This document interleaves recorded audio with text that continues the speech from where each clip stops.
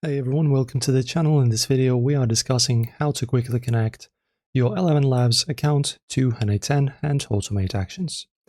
So of course, firstly guys, do not forget to create your account. As you can see, mine is already up and running.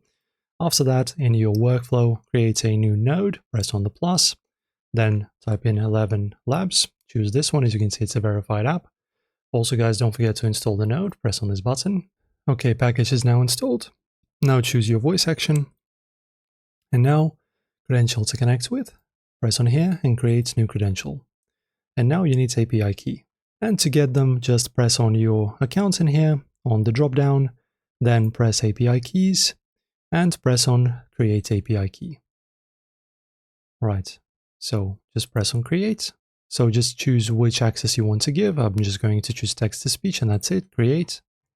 And now copy to clipboard. As you can see, this is your API key.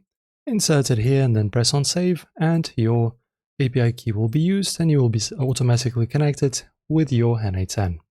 So guys, that's pretty much how this is done. Enjoy the video, like it if it helped, subscribe, and I'll see you soon in the next one.